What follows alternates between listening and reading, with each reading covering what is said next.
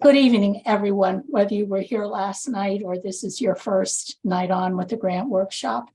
And welcome to the second grant workshop of our 5-evening series. In case you don't know who I am and haven't received a million emails from me, I'm Eileen, the Zone 32 Regional Rotary Foundation Coordinator. We also have with us this evening Ingrid Neitsch, who is my counterpart in Zone 28. And we do a lot of work together, and we know each other very well now because we had lots of meetings and lots of calls. The sessions will be recorded. As we mentioned yesterday, the links will be available on the Zones 2832 website under the Foundation tab on that site. And I took a little peek from last night's recording, and I think you'll really enjoy it if you didn't get a chance to see it last night or you just want to review. Tonight, we'll be taking another look at global grants, focusing on things like community assessments, creating measurements, and really planning for project sustainability. I'm often copied on emails that are sent once a global grant application is submitted and more information is requested. And many of these questions really concern some of tonight's topics. So these are right on. So I'd like to welcome again Steve Sundstrom, the Zone 32 grant officer, and he has got some great information for us this evening. Thank you very much for being with us tonight. Thank you, Eileen.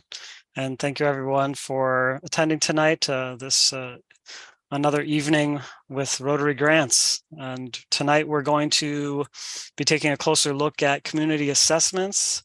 We're going to talk about creating measurements a little bit, and we're going to look at what it means to plan for project sustainability. So these are really intermediate or even advanced topics when you're talking about global grants, but at the same time, these are all requirements for any global grant. So you could also consider them the basics, but really understanding these, I think you really have to wrap your head around it. And I hope that this evening will provide an opportunity to start thinking about these requirements on a deeper level and how to go about that. So we'll run through some exercises in a presentation that I have. I'm sad that we're not all in one room, because I did something similar in person at a conference last year, and we broke out into groups and had some really great discussions. Now, that's not to say you couldn't do that in your own district or your clubs. And so that's what I would recommend, is try to mimic some of what we'll cover tonight in groups and get discussions going, because I think the brainstorming part is really the crux of getting a good community assessment and really thinking through sustainability. So with that said, we are recording, and make sure if you're muted or unmuted that you're aware. And I'm going to share my screen here. Okay. All right. So like I said, I'm just going to run through really quickly. If you weren't here yesterday, who is your regional grants officer? You can see myself, I'm there on the left. I cover most of Zone 32, as well as Australia, Pacific Islands, and 2 zones in Japan. And as I said last night, this does give we spread out over multiple regions in a way that gives us a global perspective, which is nice. My colleague Renee Reiling, she's been with the foundation for 25 years and covers most of Zone 28, also works with other parts of the USA and the Caribbean. And then Cecilia Walter, she's been with the foundation for about 9 or 10 years now, and parts of Zone 28 and parts of Zone 32, and much of the USA, 2 districts in the Philippines and 1 zone in Japan. So we see a lot of different types of projects depending on what part of the world they're in. A lot of experience at your disposal with this team for zones 32 and 28. We covered that last night. I'll just mention these again really quickly, is the fact that our terms and conditions that dictate what's required for our grants, we used to have one document for global and district grants, and now there's 2 documents. So if you're focusing on global grants, you can just open up that one and you're looking at information on global grants. Got a little confusing to know which one we were talking about before.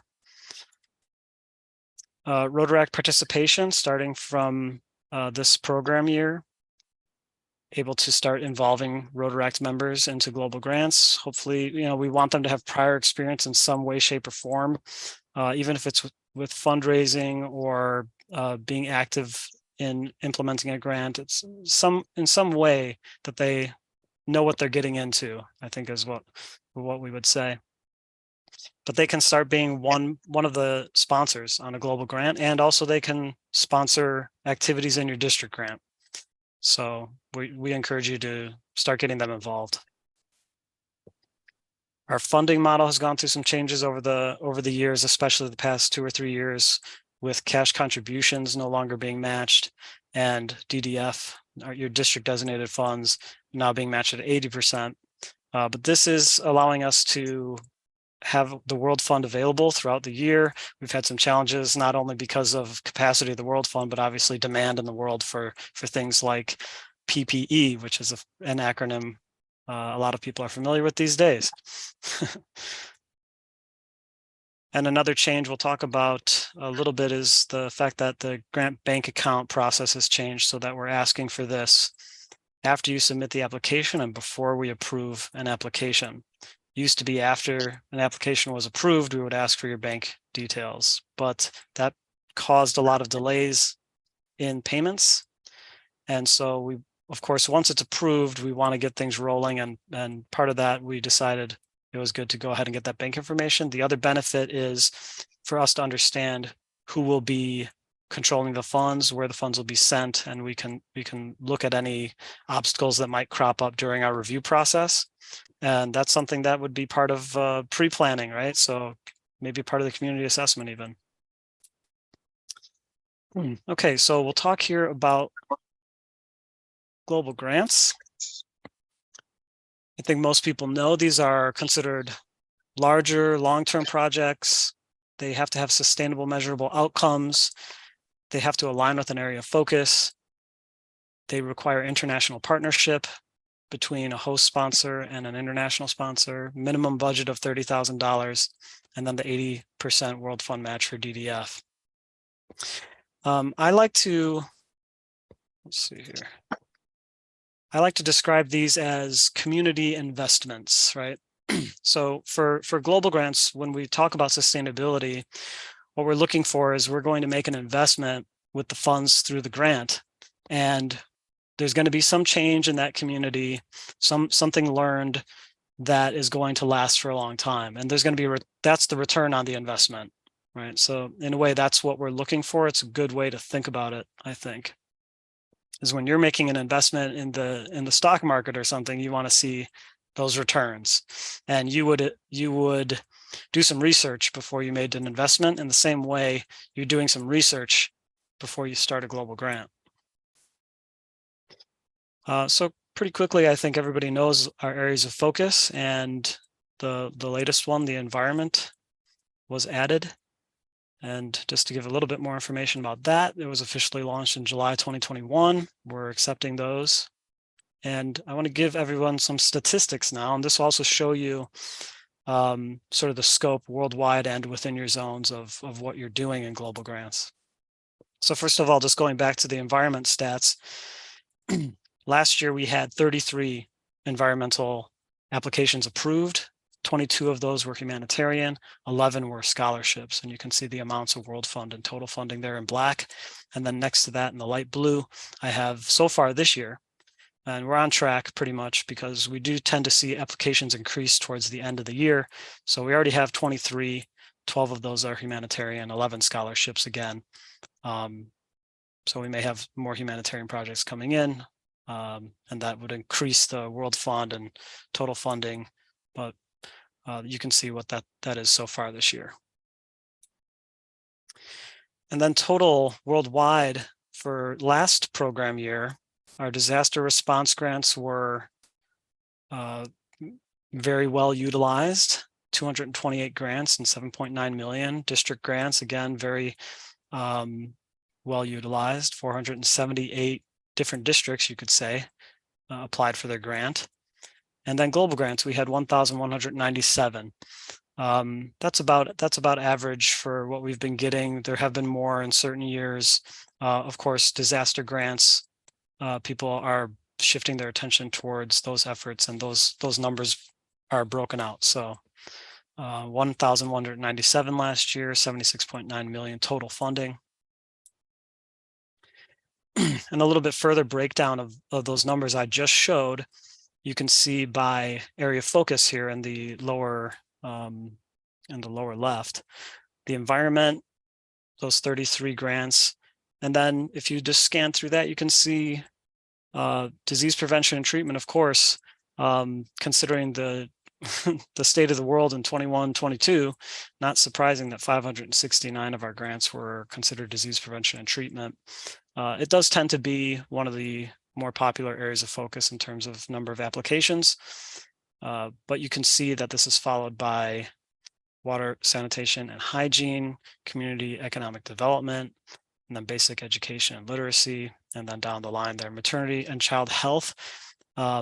90 applications, that's somewhat in a way considered part of disease prevention and treatment, and we break it out because we feel like it deserves its own attention as an important area to focus on and something that our members care about.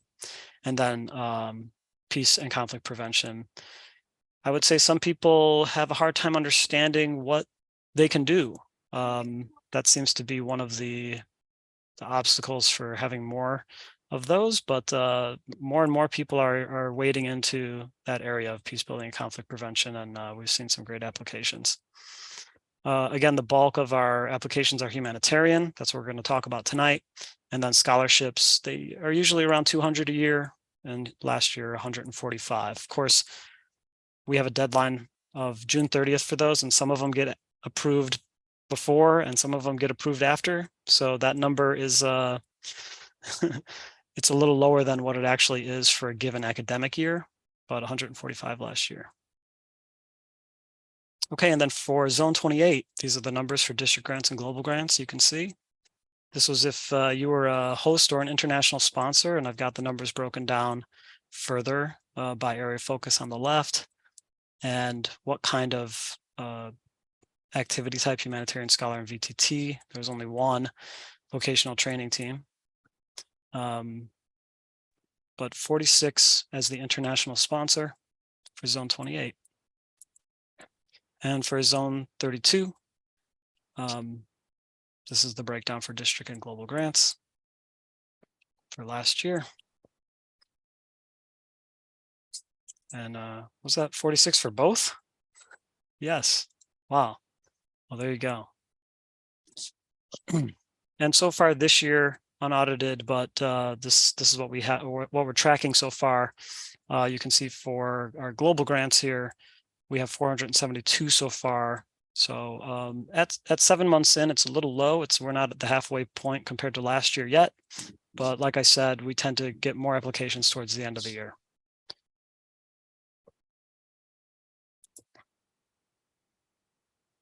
Okay, so I just want to talk really quickly about what it looks like when we're doing a review in a sort of linear way. The first thing that happens that all of you know about is you submit your application and it's reviewed according to the host district. So if your project is taking place in, I think last night we talked about Liberia, then the regional grants officer for Liberia is going to review that submitted application. If it's required, or if we feel like there's a benefit to talking with the area focus manager, we have them evaluated as well. If there are questions, we'll come back and ask the questions. We may set the application back to draft if there are a lot of revisions that are needed. Sometimes it's just clarification though. And then what I put here is inviting the RGO to pre-review. And I'm going to talk about this a little bit more in a second, but it's a good idea to ask your regional grants officer for information if they think you're on the right track ahead of submitting the application. And in my next slide, I'll talk about what a good time to do that is. But I like to say that this is like inviting us to the party. If you're already having the party, essentially, and then you invite us, we have to sort of catch up with things.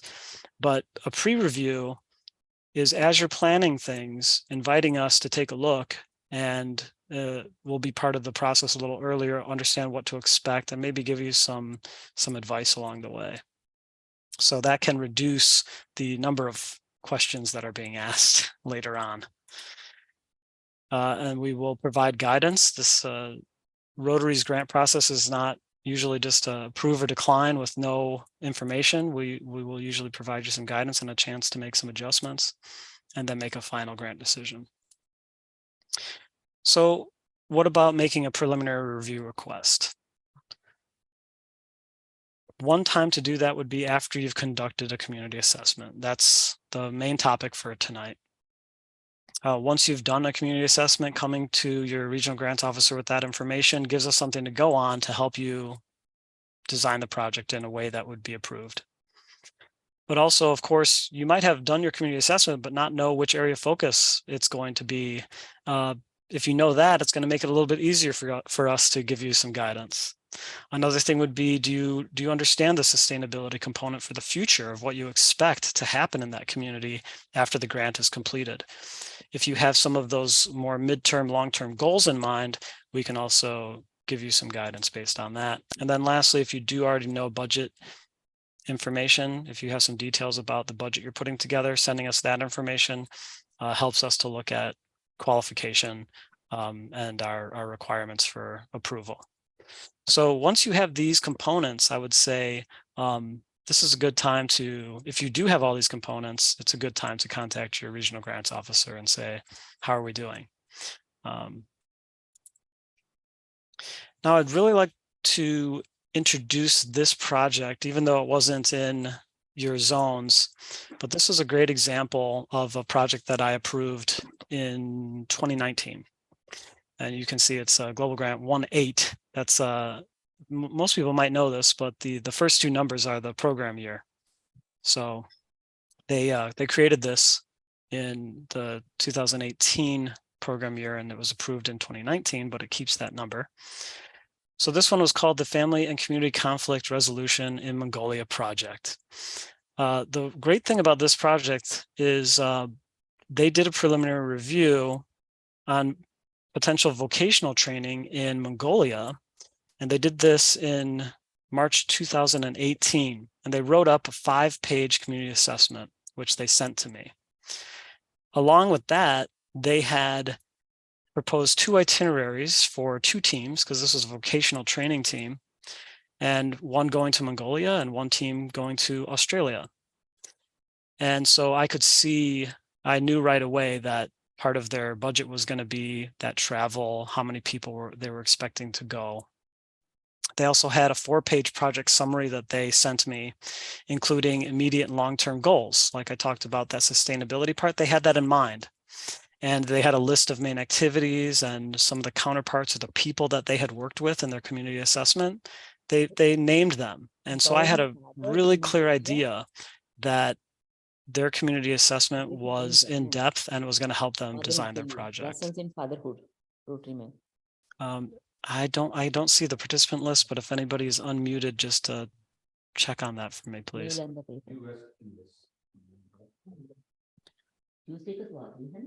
We have also, hold on.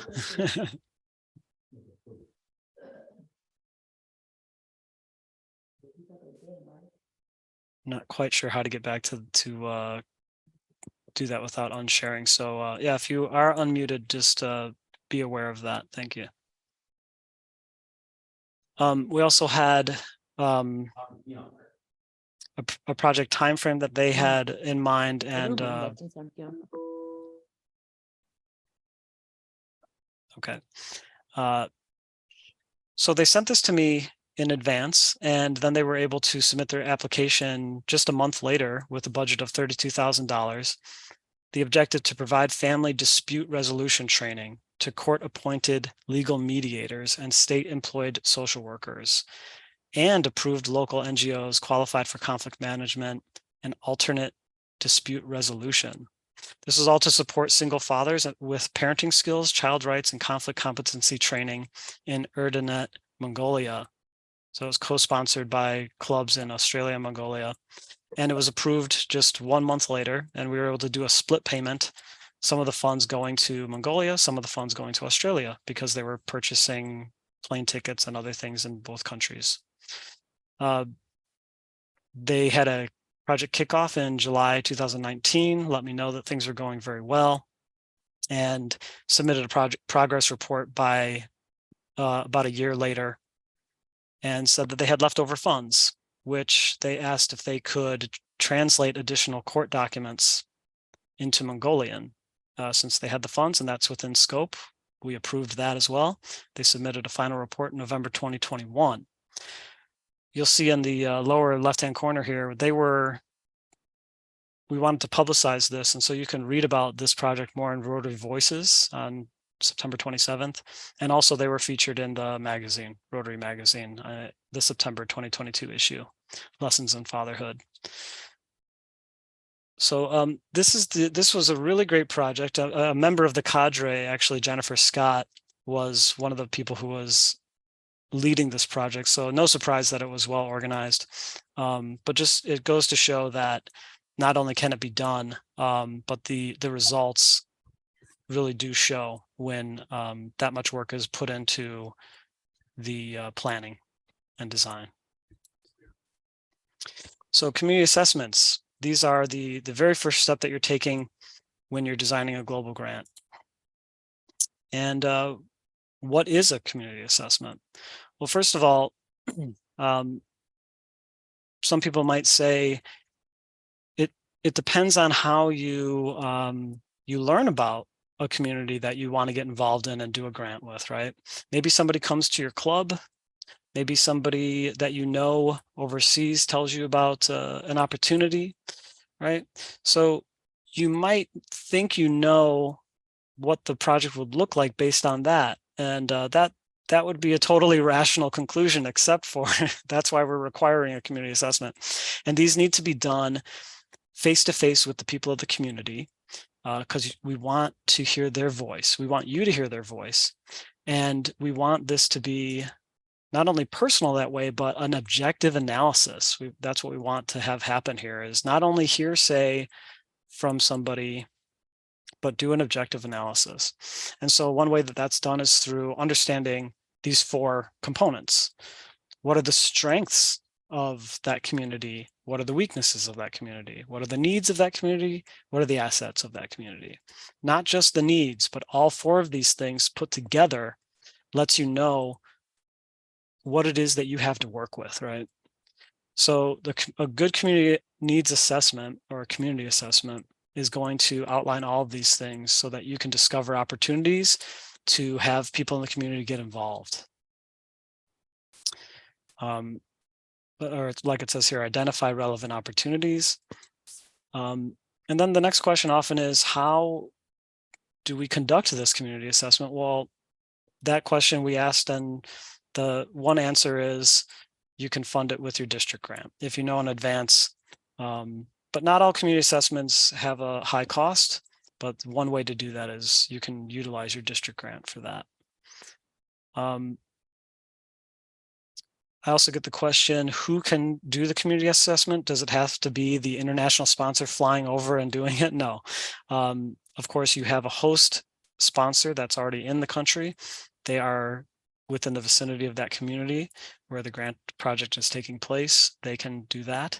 You might be working with a cooperating organization. It does not have to be a Rotarian that does the community assessment. It can be that cooperating organization. You might have government reports that provide some of the information that you're working on. If you utilize that and then have also some face-to-face conversations to confirm, that would be another way to go about conducting the community assessment. So there's a lot of different ways to do it. But what are the benefits? Of course, number one is understanding the dynamics of the community. I've heard in the past that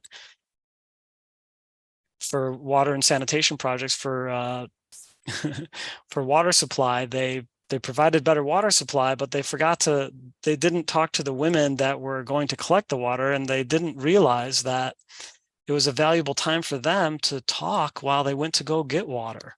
And there was a valuable time for them to get away from the other people in the community and have private conversations that they couldn't have otherwise. So maybe if you know about that community dynamic, of course, you're still going to provide the water closer to the community, but you might add a component, right? That you're not going to have the resistance from people that are losing something inadvertently if you didn't know that. And you can build that into your project plan. You want to be able to prioritize what areas you're going to service.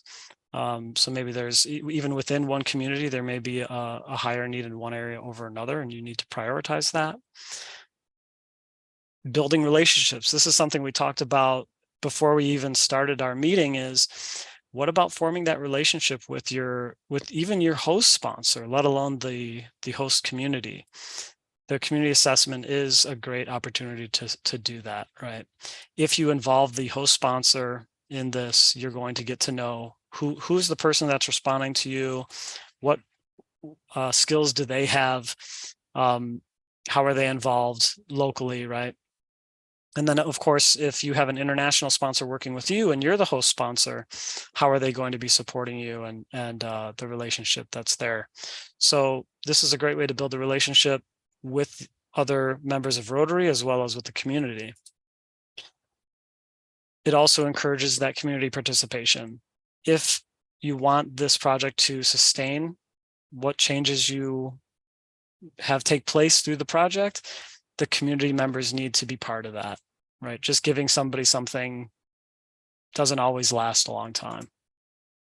Then, of course, building trust, community ownership, and then what I was just saying, the sustainability itself. So we do have this resource called the Community Assessment Tools, and pulled it up here really quick. That was too fast. This is what it looks like. Each page will go over one of these, or each section will go over these different types of community assessment and really give you in detail how to conduct this. So, of course, we can't go over all of these in detail tonight, but I would recommend going through this as you're planning your global grant and reading through these tips for how to do an asset inventory, survey, give you, an example of what a table might look like to conduct your survey if that's how you're doing it, how to conduct an interview, a focus group, and community mapping. If people know what community mapping is, yeah. So this is really great for knowing where things are located within the community to make sure that it's convenient. Can be overlooked sometimes. So again, this is a very good resource that I hope people take advantage of. Okay, the next section here, sustainability. Before we get to that, I'm just going to stop and check in with all of you. If we have any questions, we're just about a half hour in. Any questions about what we've talked about so far? Check the chat. Is it chat or should we? You can go ahead. Yeah, I'm also checking the chat. Okay. Like I said before, community assessment tool, I think, is the great tool, provide insight even before the project gets into a formal state.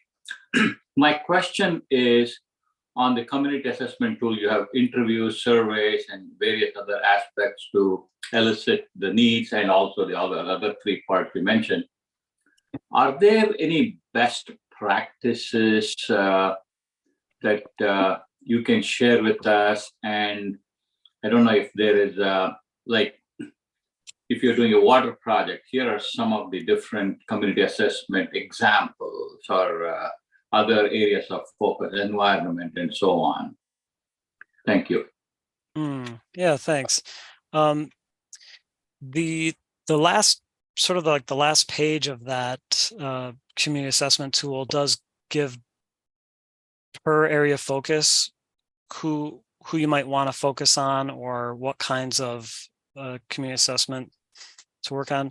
I don't know that we haven't really released examples of the community assessment. It would be great if we could get that out there at some point to show. Obviously, each one is unique in its own way because each community is unique, but yeah, we don't have anything quite like that, but this tool should help get pretty close to that, as well as the guidelines for each area of focus will help guide you in what kind of community assessment would be helpful, which approach. Yeah. It will also show. You had, if you permit, you had on Rotarian, I don't know which one on the past, but you had a very good example of community assessment that they did. I'm not remember exactly the article, but with this article, I did a community assessment very good. But I'm not remember which year or which one of Rotarian, but you had a very good example on that. Yeah, thanks. That's He doesn't like the spicy. There's not much. Really, you want a bite, Dave? we have I'm just going to mute everybody so that you know if you want to talk to unmute, okay? Okay. So I do have some questions in chat here I want to get to. Does the grant bank account need to be in the host country or should it be with the international club? That's a good question. This is part of the reason why we require it before approval, is we want to know, you know, who's going to be managing these funds. And in most cases, our recommendation is that the host is going to be managing the funds. And the reason for that, of course, is we want, if there's equipment to be purchased, we want it to be purchased locally. If there's going to be personnel that's going to be involved, hopefully they're part of that community in some way, or they're in the vicinity. So really the funds being spent in that host project country makes sense for a lot of reasons. That said, we don't require it to go to the host sponsor. And in fact, we can do a split payment where it makes sense to send some funds to the international sponsor and some of the funds to the host. And then in some cases, there's reason for the international sponsor to manage all of the funds. So this really does vary from project to project. If you're going to do a very large project where we might pay it in installments, or if you do want to do a split payment, put together a plan for us to understand what that would look like and submit that so we know how you would like the funds to be released. And I have another question here. Yeah, that it should be the host. Yeah, reiterating. Thanks, Jax. And Peter, you were asking if when I put up the dollar amounts of the grants, is that just the TRF? Is that just the foundation funds, like the World Fund, I guess? That was total funding. So that was not only the World Fund, but total funding, including, yeah, other districts, clubs, and whatnot. Okay, so that's everything that I have in the chat. Were there any other questions before we continue?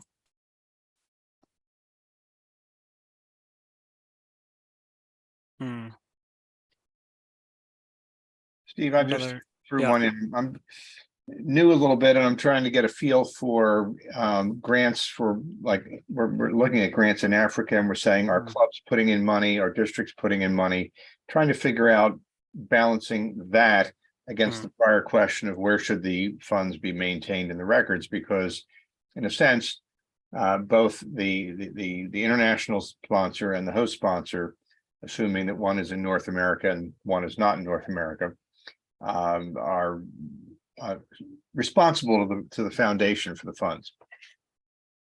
Right. Yeah. So whoever receives the funds, that's who we're going to be asking for their bank statements. So if you didn't receive the funds, in a way, we still want both sponsors to be involved in the reporting on all aspects of the project, but we're not coming to the sponsor that didn't receive the funds to follow up on any questions we have there. So fiscal responsibility lies with who received the funds. In that way, sometimes there is a rationale for somebody put on here if the banking in a certain country where the project is taking place isn't going to be reliable or something like that, or yeah, there can be different reasons why one sponsor manages the funds over the other. And question if the community assessment document is in other languages. Yes, all official Rotary languages for the community assessment tool. The community assessment tools. So I'm going to also show really quickly what the community assessment results form looks like. And this is something that we ask, well, that you have the option of attaching to your application. It's not required. We require you to do a community assessment, and submitting this form is optional. But my recommendation is, even if you make it clear within the application that you've done a community assessment, using this form is going to make it really clear to everybody. So, for example, it provides a space to give a community overview, and then how you collected that community data, that community assessment data, has a section on the target population. So it's just really clear in here to everybody. And I think as a regional grants officer, for me to look over this, I understand this is all preliminary data gathering for the project design. And here it does say about project design, how were community members involved? What are the strengths and resources? So also at the same time, it's walking sponsors through what we're expecting. And I think that can be helpful. Whether you use this form, whether you submit this form or not, taking a look at this and knowing these are the questions that we expect to have answers to. Which issues would the project address? How does the community currently address those issues? Right, like women are walking 10 kilometers to get water. This is going to address that. Specific details here, long-term plan for the project, and then also this is relatively new, is for environment and water and sanitation hygiene projects. A couple of more questions there, some of those details. Okay. So we'll go back to sustainability, and what sustainability means can differ from organization to organization. For Rotary, it means implementing long-term solutions to local needs that the community can maintain after the grant funding ends. So we don't want to, some grant programs do fund the same communities over and over again. We want that return on investment. Like I said, the takeaway is this is a community investment in a way, and we want to see how it's going to be sustainable. And this graphic, you can see, starting with getting the community involved, encouraging their ownership of not only the equipment that's there, of course, that's a given, but do they care about the changes that are going to take place? Providing training is considered sustainability because you're going to change behavior in a way, or you're going to increase their capacity to do more, do something better, right? This is really a key one, provide training. Buying local, of course, it's almost a given. Making sure it's appropriate culturally as well. Buying locally helps with that. Finding local funding for the future of that project to be continued, sometimes through government, hospitals, companies, other organizations, other nonprofits. They can sort of pick up what Rotary the investment Rotary has made and take it from there. We've seen that before. And the last one here is measuring your success, to develop really clear, measurable project outcomes and know how you're going to collect that data. And this will tell you if you have succeeded. So for this this activity here that I want to do, again, this would be nice if we were all in a room. We could do breakouts and discuss. But maybe if you want to pull out a piece of paper and jot down some notes for yourself, you might have an opportunity to chime in here if people want to do that. But let me give you an example of a project so you can start to imagine this. Is, let's say that you have the main goal of a project to improve the daily diet of infants, mothers, and pregnant women, right? And you know that what you want to have happen is reduce chronic malnutrition. And let's say this is taking place in Haiti, right? And you know that the project should provide education in the local community to improve children's diets, right? So how is this going to happen? We need to first start to break it down in different ways, right? So one thing would be to ask yourself, who are the beneficiaries, right? So based on what I just said before, if anybody wants to unmute and chime in here, who would be the beneficiaries for this project?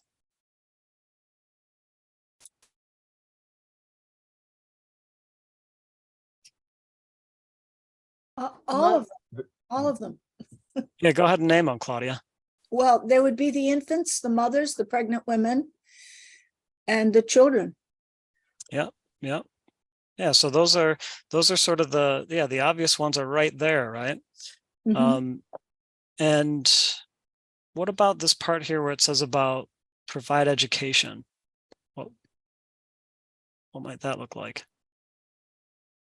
Well, if I can chime in, Yeah. I would say that the educational component would actually benefit the entire community, because now everyone is learning how to implement and reduce the hunger and undernutrition of children and families, because it'll begin to grow. So Right. it'll be the whole community. Yeah. I appreciate you chiming in on that, because I think that's great. That's a really realistic way about how you would probably be thinking about this project, and holistically how that whole community is going to be involved, right?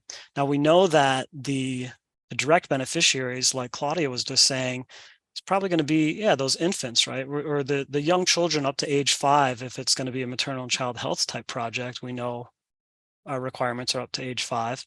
So that's going to be our main focus. But of course, the whole community is going to get involved, and in some ways they're going to benefit. So by talking with them, you might find out those children and mothers who live in the community are going to be the direct beneficiaries. Maybe you find out about the overall population here. For example, let's say it's 15,000 people, and we know that 70% of them are under the threshold of poverty. So what resources do they have? What resources are there in the community to make these changes? Maybe we know 30% of the children are undernourished. So then I would ask, where are we getting this data from? Right? Because that's going to inform not only how you design your project, but how you design what you're going to measure your success by. We might know that we're starting here, and then where do we want to end up? So again, we'd go back to community assessments and start thinking about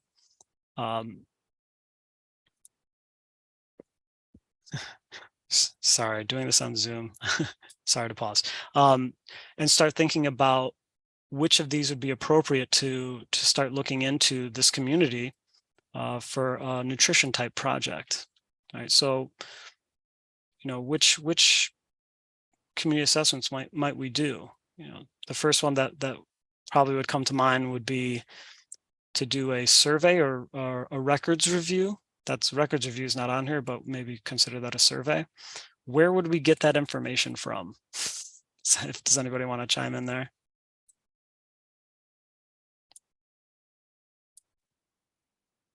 It's really hard. There aren't many records around. I would say the medical community and clinicians that are in the community already. That's your first, because if you're specifically looking at pregnant women and infants and children, then that community probably has at least several visiting clinicians, and that would be your focus first for the, for the determination of the percentage of the community that would be involved. And then probably community mapping would be the next step.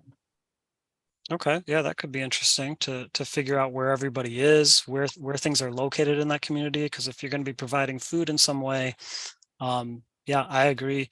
Any of these could be possibilities, and that community mapping could be a really interesting way to start picturing what this would look like. But to your first point, and Jody, like you were saying, if we don't have the information, well, how are we really gonna design a project, right? So that would be an indication of, can we really do a project here if we don't have solid information, right?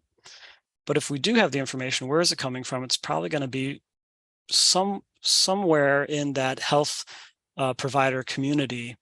And then that, if it's one person or if it's one hospital or if it's one clinic, that's going to be a very important partner in your project. And you know that you're going to want information from them during the project and after the project. And hopefully whatever this project achieves, they might carry that on into the future and make this a sustainable project by continuing to be involved, continuing to track the numbers of what's been improved, right? So you might do interviews with the nursing staff at a clinic if there's one there, or find out what knowledge do they have and what knowledge do they want to have, what kind of training would they like to have. Talk with the managers of if there's a local hospital, right?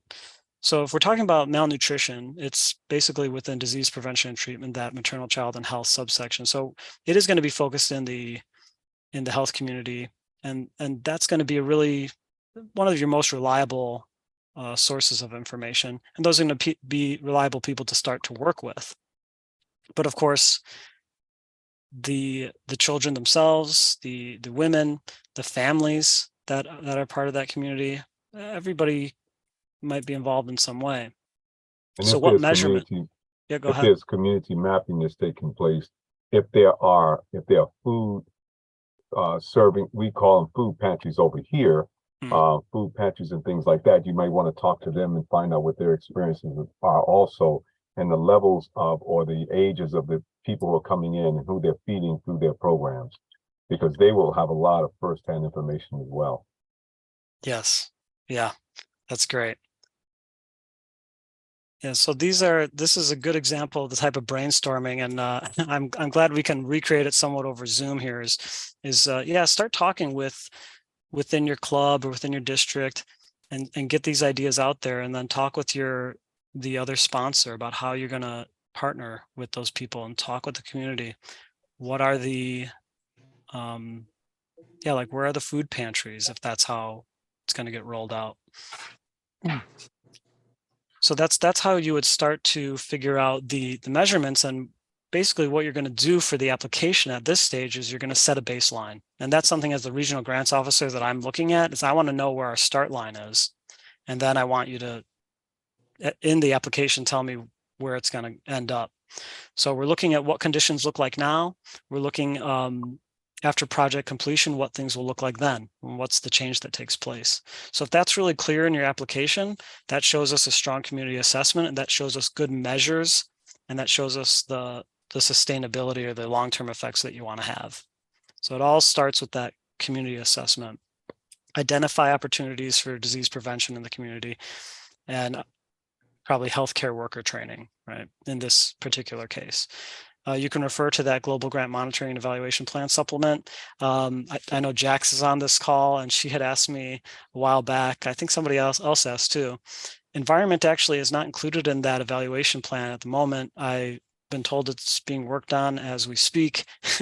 And in the meantime, the guidelines for each area of focus that we have on the website is another good resource to look at some of the measurements that we would suggest. Okay, the next part here, what goals could this project address? All right, there's a lot of different ways that this could go, just based on the small amount of information we have so far. Get us started here. One thing would be the project is going to prepare food products for local nutritional centers, right? That's something that Lauren, I think you were just sort of suggesting is how would you get this food out to the people that need it? So if there are nutritional centers in town, you're going to find that out. Maybe it's through the community mapping, you find out where they are. Another thing might be, where are the local markets? Maybe community mapping again, or knowing which markets are most popular, who goes to which ones. How are you going to distribute the food, the nutrition that's needed to the people that need it? And then not only to the parents, but maybe it is to the families, but start getting those families to think about how they can change the meals that they're providing to their children, and for pregnant women, what they should be eating. And this is really the hard part about making behavior change happen in a community. So the community assessment, knowing where they're at now, is really important to change their mind, right? What do they need to have happen to, they want to be better, they want better nutrition, but you're going to work with them to figure out how that's going to happen. And then if you talk with the healthcare workers, these are the people that are really fine-tuning those changes at the healthcare level. So you're going to strengthen their capacity. Those frontline health workers, they're the people that are working most closely with pregnant women and new mothers, and with infants, right? We all take our children to pediatricians probably within their first few years, and they're measuring them, right? That's this, I learned this word myself. Anthropometry techniques is measuring the children's proportions, right?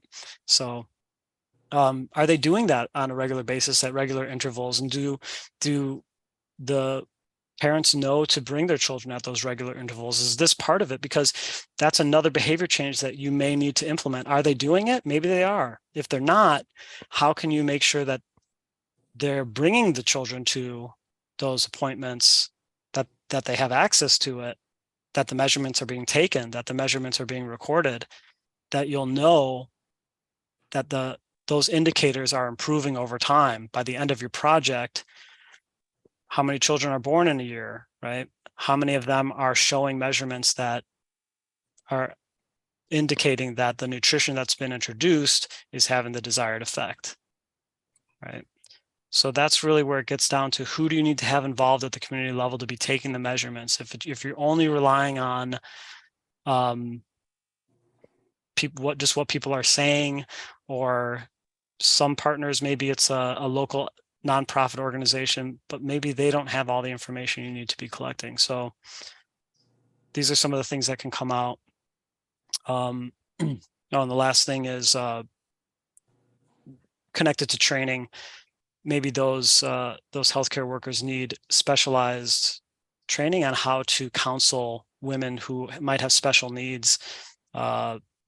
If something comes up, they can be referred to a clinic as needed, right? We always want to have, in any kind of disease prevention and treatment, referrals when inevitably something out of the ordinary comes up and it's beyond what a frontline healthcare worker can take care of. So have you thought through that? So a lot of things that the project can address, but then also this is an opportunity for you to say what needs might be out of scope. What is too much for this project to achieve, right? Of course, we want to change everything and make the community perfect. But this is an opportunity for you to say, you know what, we're not going to be able to address maternal and child health is up to children at 5 years old. So we're not going to be measuring 6-year-olds and 7-year-olds. It's great if they do, but our project is going to be focused on the younger kids, right? You got to draw the line somewhere. That's an easier example, but maybe it's also within that community. Who's going to get the training on meal preparation? Find out who tends to do the meal preparation in that community. Focus on them. It's great if more family members learn how to cook, but maybe you're just going to focus on those who already do, right? So figure out what's within scope, what's out of scope, what you want to take on for your project, and what you're not going to take on. And maybe there's other organizations in that community that can do that instead of Rotary. So that's another way to start thinking about sustainability is we're not going to do this, but maybe your organization can do that, and have partners in that sense outside of the grant. Some questions on what would make this this example sustainable. Well, one is if the members of the local community were involved in the project planning, right? Now you've got ownership, as we would say. Is there a reliable funding source to ensure continued support of the project afterwards, right? Maybe there's measurement, instruments to measure the infants. Maybe that's part of what's purchased. Maybe there's certain inputs to create that food source. Maybe you're creating a community agriculture space that is growing that food source. All those sort of startup costs. But in the future, who's going to take on costs to keep that maintained and keep it going? Are there methods of collecting data to evaluate success? We already talked about that. Is there any new equipment or technology that you can purchase from local stores, right? Again, this is about sustainability. If something breaks or they need to buy a new one, is it available? Is it compatible with their local culture and infrastructure and things like that? And do beneficiaries have the skills needed to operate, maintain, and repair the equipment? So depending on what's being provided, sometimes we'll ask for a plan for that to be put together so that we understand. We have a template for the training that you can fill out to tell us how those community members are going to learn these skills.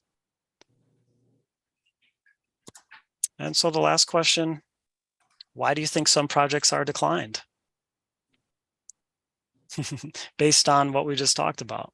If somebody could let me know what you got out of this section of the evening.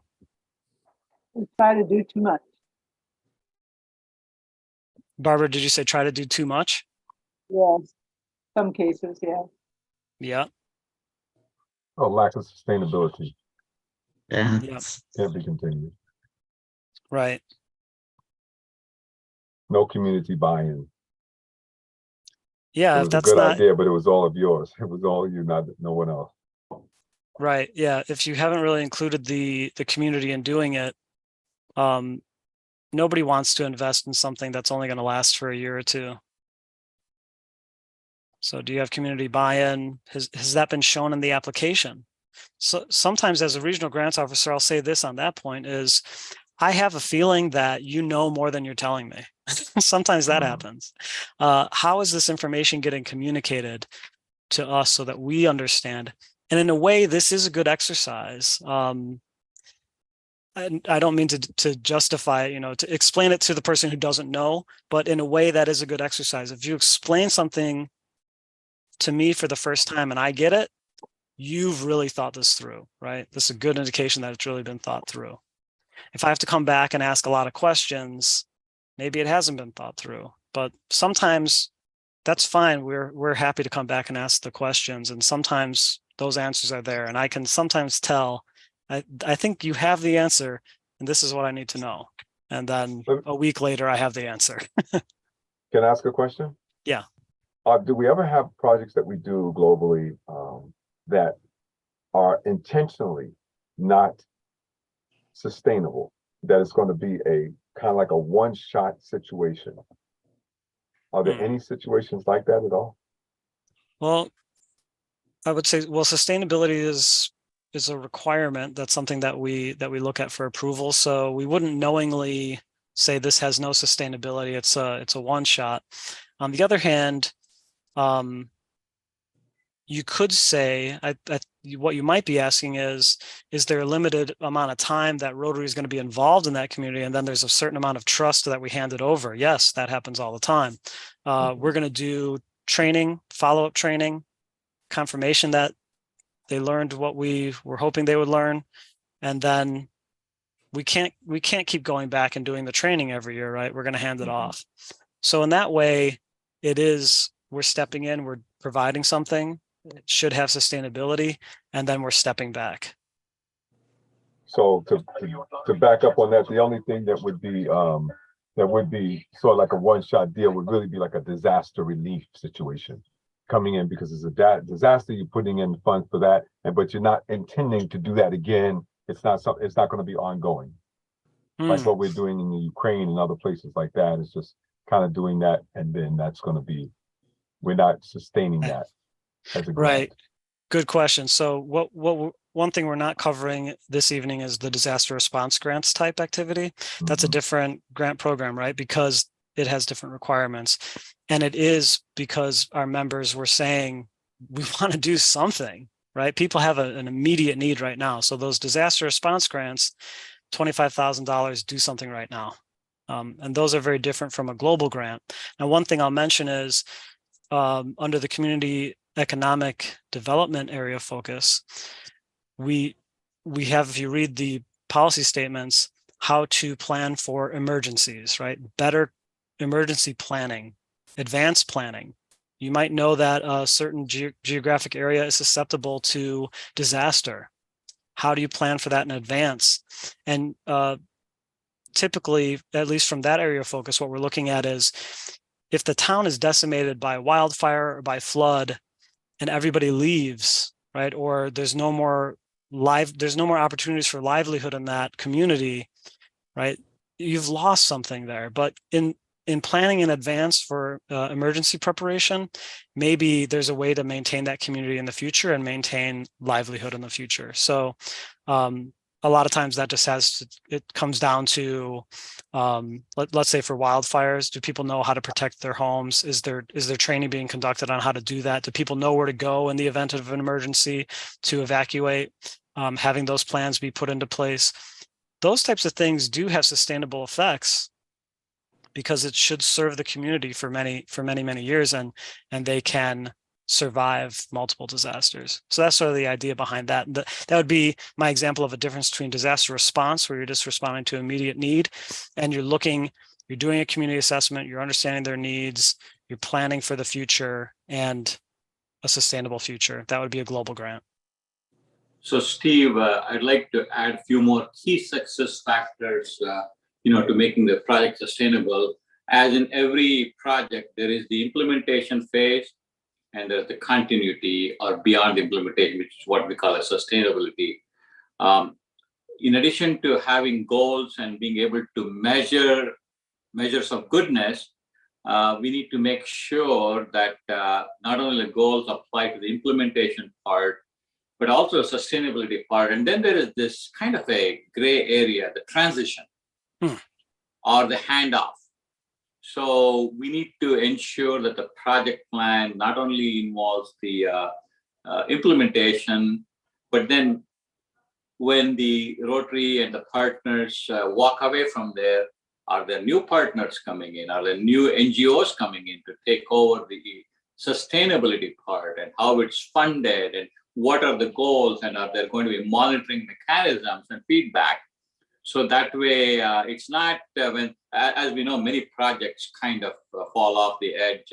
I'm not saying they happen more, but exception. But still, that is extremely important, and it's also a way for Rotary to show that we are not only good project managers while we're executing the project, but also when we walk away, we are trained, we have created a leadership succession planning and so on.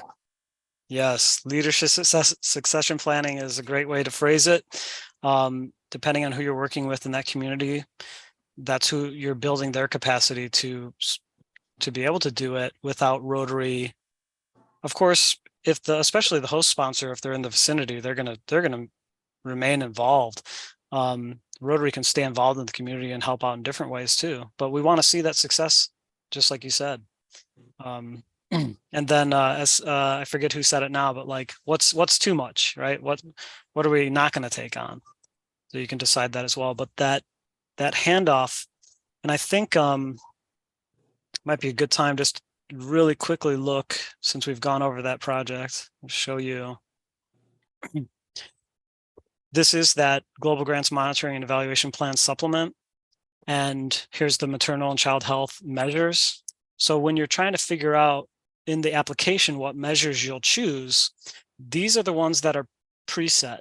We have here total number of direct beneficiaries, right? We said, maybe it's 30% of the children. So 4,500 children are malnutritious, have malnutrition.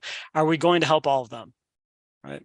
So you're going to set that number of how many direct beneficiaries you're going to aim for, and then you're going to track that. Now, the person who's tracking that, there's a section in the application that says who's going to be in charge of monitoring and evaluation. Ideally, that's somebody in the community. That's not a Rotary sponsor who's part of the grant committee and then the grant ends. Ideally, that's somebody in the community that's going to keep on doing that. And that's part of, I think, what you were saying of how does the handoff happen as part of the project. So yeah, some other things on here that these are just, again, presets for a number of mothers receiving prenatal care, for example. Are they going for their regular appointments? Can that be measured, right? That could be a way to measure that.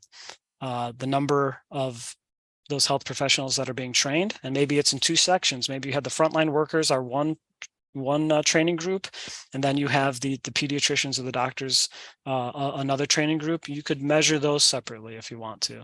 And then you can also make your own unique measurements. There's an other category, and you can put something in there that's unique to your project. And as I said last night, that's nice to see if you've thought a little bit ahead about that. So I see some hands up. I'm happy to take, I'm not sure if Victor or Alexander had their hand up first. And I have my hand up for some reason. I don't even know why. The bill wrapping, the one that's, and most of the people had no. Yeah, idea I'll take it first. what the, Okay. My question is related to something I heard maybe a year or two ago, that Rotary was now interested in more innovative solutions. Whereas in the past, before that time, they were really focused on tried and true things that would work and, be able to advance those metrics as you talked about. So I was wondering if you've heard of any cases where, something innovative, more innovative was utilized and now is, forging ahead at providing more effectiveness in an area, whether it be water or disease prevention. I haven't heard of any big shift in our approach to that. We do want things to be tried and true. We don't want to, I'm sorry to phrase it this way, but we don't want to experiment on any of our communities, right? Right. So, but when we're looking at newer, innovative ways of approaching something, of course, I think that that's acceptable. That's something that a community assessment can sort of build a case for. And if the community is understanding of it, and that's what they want, if that's being communicated, I do think that we have some leeway to try new things, and the community assessment can help to determine that, right? If you've got the right partners, right? Right. Yeah, that's great. Okay, that's a good answer. Yeah. Well, and I do think we don't want to just keep on doing the same thing over and over again. There's a case to be made for building scale, and we have the programs of scale even that we've released as its own project itself. But people will often talk about replicating a successful project in another community. And this is where the community assessment is essential to say it's not going to be a replication, right? Because every community is you're going to apply it in a different way. But even that, the difference between replication and then scaling up. But what about if every community is different, there may be some innovation that's needed. And I think it comes out through these community assessments. So we're open to that. The requirement for community assessment is sort of goes to show that we want new ideas. Thank you. Thanks. Alexander? Yes, Steve, thank you. So I have 2 global grants in our district that are still in the draft stages, and it took us quite a while to put them together. They both have global grant numbers starting in 2 zeros. So 3 years into the planning stages. And I remember at one of the recent events you said, well, the foundation doesn't improve any grants that are that old.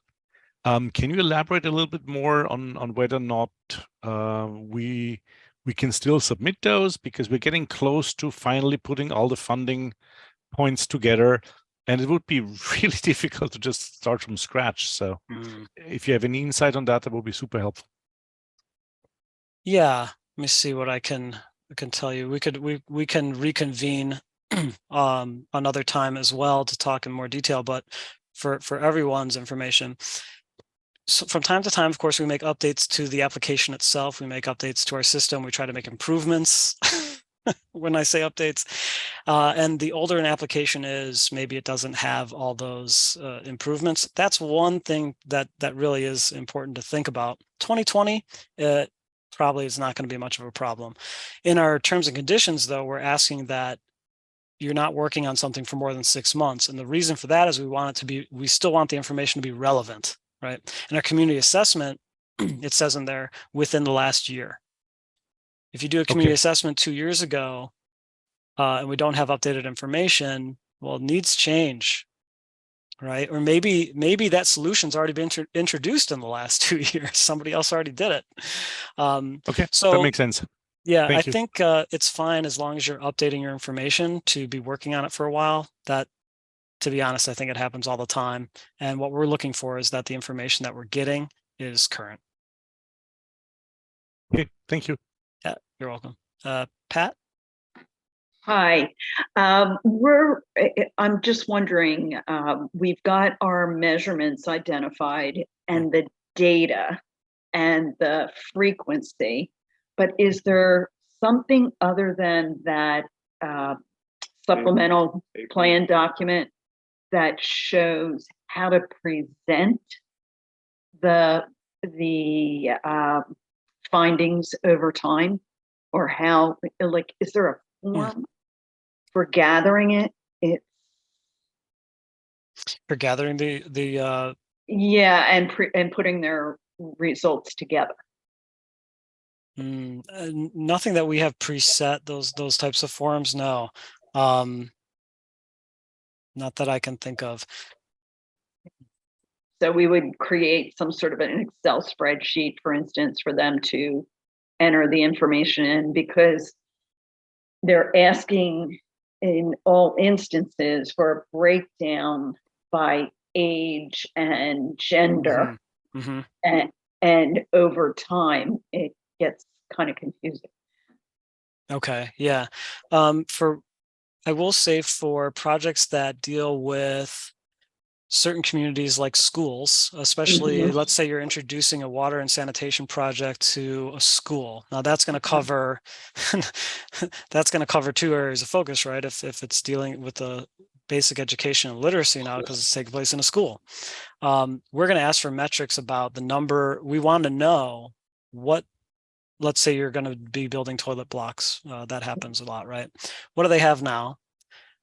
We need to know the breakdown of boys and girls. We need to know how many staff are there. We need to know the breakdown of male and female staff, because traditionally those, right? It's all relevant information. So we're looking for those types of, for that type of data from the get-go. And we have some, we would have some templates for that. I think we do, to help you to collect that information and then track it over time.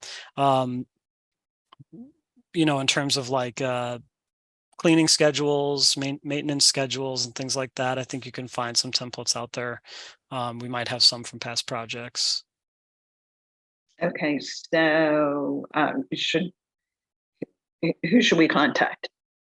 Or I didn't see anything in the resources. That's why I'm asking that question. Yeah, somebody mentioned earlier, not on my screen now to remember the name offhand, about the Rotary action groups. Oh, okay. And so actually that's that's a slide that I have up that I can show you really quick. These project planning resources, these groups are definitely a good place to go to for that kind of specialized information. The foundation I know, one of the challenges we have is to try to it's almost like we have too many resources sometimes. People are like, I don't even know where to find it because you just have too many. So there's that balance of really helpful specific resources versus general that almost anybody can use. And in a way, we get a lot of bang for our buck for those general ones. And I think that we can rely on these organizations that deal with a certain area of focus to help with that type of thing. So yeah, the Rotary action groups are a great place for that. The cadre members themselves, of course, the cadre members need to have experience in a certain area of focus.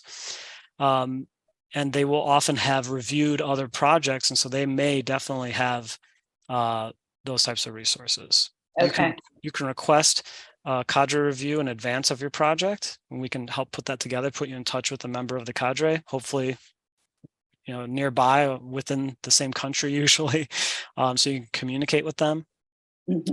And then if you have your district international service chair, they're in charge of having the network to maybe reach out to other districts if they think that they can find some information like that. The Rotary Community Corps, more popular in some countries than others.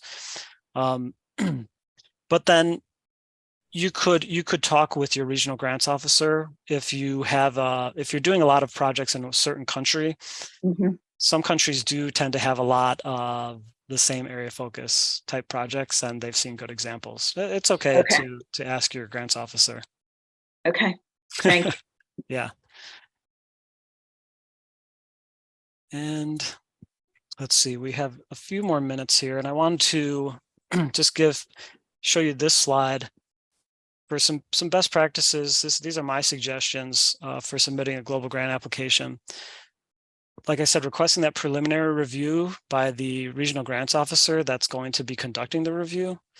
I can help you find who that person is. We do have a contact sheet on the grants website, the grants part of My Rotary, that will tell you by district which is the grants officer that works with that district where the project is taking place. Once you have your community assessment, once you have, if you have your budget, which area of focus you're gonna be working on, contact your regional grants officer and say, how are we doing? Are we on the right track? And that might also be a time to say, we'd like to talk with a member of the cadre, and then we can hook you up with that. Including the community assessment results in the grant application, that's that form. So we don't require you use that form. If you just tell us the community assessment within the application, that's fine. But I still recommend attaching that form if you can fill it out. It's really clear that way that it's been done. If you have a memorandum of understanding with a partnering organization, a cooperating organization, I talked about this last night. It delineates who's going to do what, and everybody understands what their responsibilities are, from the host sponsor to the international sponsor, and especially that cooperating organization. Because sometimes we rely on those cooperating organizations to do a lot, and we want to see that they know what they're agreeing to. Sustainability component, often in a robust training plan, that we do have a template for, and we'll ask in that template who's going to provide the training, how often. We always want to see a follow-up training, never just a once-off training, because we want to see if it's been learned. We want to reinforce what's been taught. Submitting the bank account information when you have it, that just speeds things up, really, is all that is. And then utilizing the resources on our website. So we have about 5 minutes left, and I'm happy to, and I see we still have 2 hands up. I don't know if Pat, you had another one, but I'm going to go to Aldo first.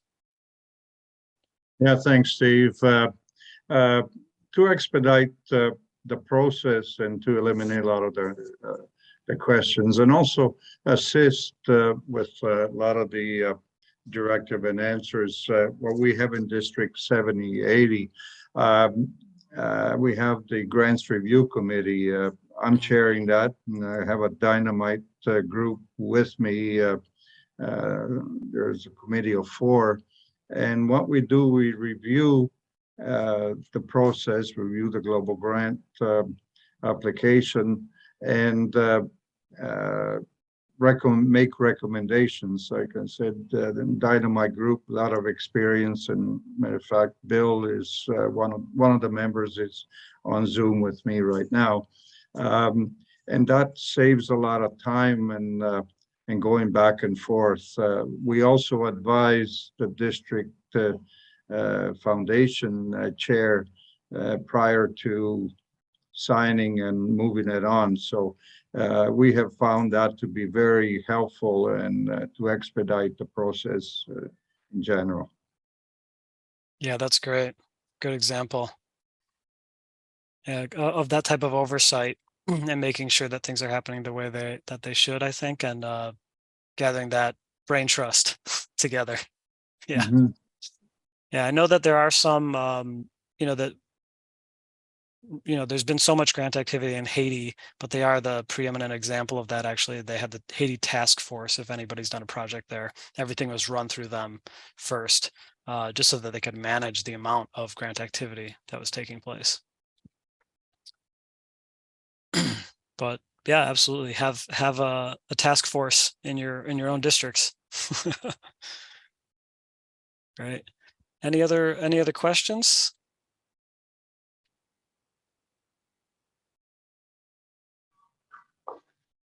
If not, so we don't have anything. Tomorrow's Friday, so we don't have anything for that. And our next our next one will be about district grants on Tuesday next week. And then we have a follow-up on Wednesday. That's more, Wednesdays will be for district leaders to really share, actually, like Aldo, like you just did for us, is telling us how you do it. That's really what I want to have happen on Wednesday. So Tuesday, I'm going to talk about district grants and sort of from the foundation perspective. Wednesday, we're going to get more conversation going. And then if you're on this call, you might be interested next Thursday on the 9th. I'm going to focus in specifically on vocational training teams and scholarships. My plan is to break it half and half. So the first half, I'll talk about which one were we doing first? Let's see.